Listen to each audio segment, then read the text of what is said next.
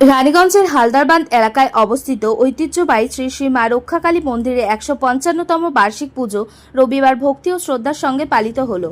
পুজোর সূচনা হয় মহিলাদের বর্ণাঢ্য কলসযাত্রার মাধ্যমে। মন্দির প্রাঙ্গণ থেকে শুরু হয়ে কলসযাত্রা রানীগঞ্জ বাজার হয়ে পৌঁছয় বুজিরবান্ধ পুকুরে, যেখানে পবিত্র জল সংগ্রহ করে মন্দিরে কলস স্থাপন করা হয়। রাত্রিকালীন অনুষ্ঠানে মন্দিরের প্রধান পুরোহিত সত্যজিৎ মিশ্র ও আকাশ ব্যানার্জি সহ অসংখ্য ভক্ত দণ্ডি দিয়ে মন্দিরে প্রবেশ করেন এবং মা কালীর পুজো অর্চনা করেন। সারা রাত ধরে পুজো, স্তোত্রপাঠ, আরতিতে মন্দির প্রাঙ্গণ ভক্তিময় পরিবেশে ডুবেছিল। পুজো কমিটির পক্ষ থেকে এবছর ভক্তদের জন্য শরবত ও মিষ্টির বিশেষ ব্যবস্থা করা হয়েছিল। পুরো মন্দির প্রাঙ্গণ ফুল ও আলোকসজ্জায় সজ্জিত ছিল। ঢাক, নগরা এবং বিভিন্ন ঝাঁকির উৎসবের উজ্জ্বলতাকে আরও বাড়িয়ে তোলে। পুজোর সুচারু ব্যবস্থাপনার জন্য কমিটির সদস্যরা সক্রিয় ছিলেন। নিরাপত্তার জন্য পুলিশ প্রশাসনের পক্ষ থেকেও বিশেষ ব্যবস্থা নেওয়া হয়।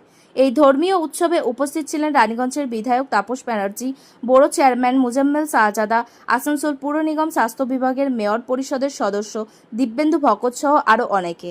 মন্দির পুজো কমিটির সদস্যদের মধ্যে উপস্থিত ছিলেন গণেশ কেওড়া, শিবা রজক, রিন্টু মালাকার, মিতুল কেওড়া, গোবর্ধন কেওড়া, ফেল কেওড়া ও দীপু দাস।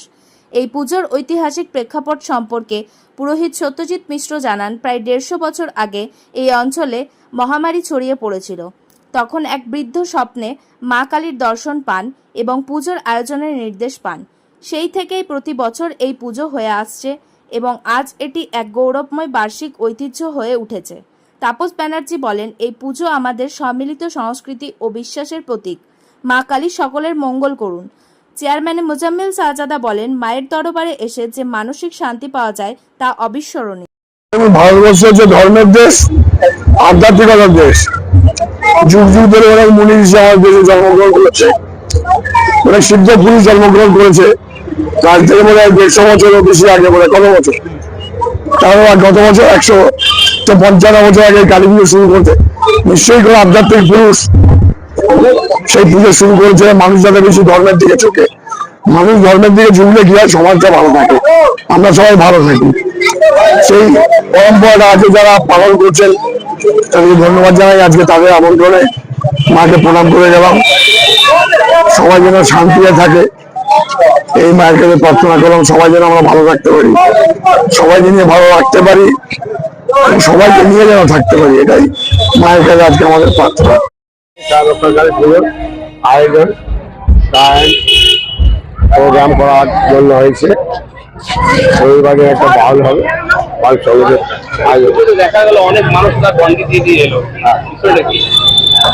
এই যে দণ্ডি দিচ্ছে, যাদের নিজের নিজের মান্যতা আছে মায়ের কাছে এসে প্রার্থনা করে, সেটা যাদের সফল হয় তারাই ওই দণ্ডি দেয়। পুজোটা এক রাত্রে হয়, আর সূর্য ডুবার পর মা স্থাপিত হয়, আর সূর্য উদয় হয় তো মা বিসর্জন হয়ে যায়। এটা হচ্ছে এক রাতের পুজো, আমাদের এক রাতের পুজো। মা সূর্য উদয় না হওয়ার আগে ওকে ভাজিয়ে দিতে হয়। কিভাবে শুরু হয়েছিল পুজোটা? এটা আমাদের বহুদিন আগে আমাদের 50 পয়সা দিয়ে পূজা হতো। মাকে কিভাবে আনা হয়েছিল, এখানে যা আগে যে আমাদের বাবা ঠাকুরদার আগে ঘটনা, তারা এটা মহামারী মা আমাদের এখানে কলেরা হয়েছে। কলেরা হয়ে যাওয়ার পর মা নিজের থেকে একজন পলাশির থেকে ব্রাহ্মণ আসে, ওর সাথে মা এসে এখানে পানি দেয়। কোন কোন জায়গা থেকে মানুষজন আসে? বিভিন্ন জায়গা, বাঁকুড়া, পুরুলিয়া, বর্ধমান, কলকাতা, পুরুলিয়া, আরামবাগ, এসব জায়গা থেকে মানুষেরা আসে।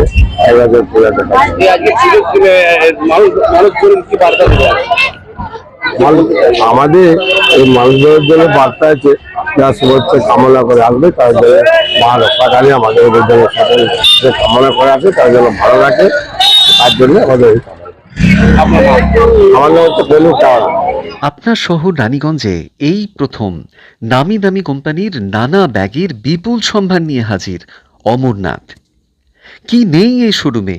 VIP, Safari, Aristocrat, sky bag, American Tourister সহ নামি দামি কোম্পানির luggage, tourist bag, school bag, side bag, ladies bag, jeans purse, belt, আরও অনেক কিছু পাবেন একেবারে হোলসেল দামে, অতি সুলভে। তাহলে ভাবনা ছেড়ে আজই আসুন আমাদের শোরুমে। অমরনাথ, NSB রোড, নেয়ার মারোয়ারি হসপিটাল, রানীগঞ্জ। আমাদের সাথে যোগাযোগ করুন এই নাম্বারে 8768796050।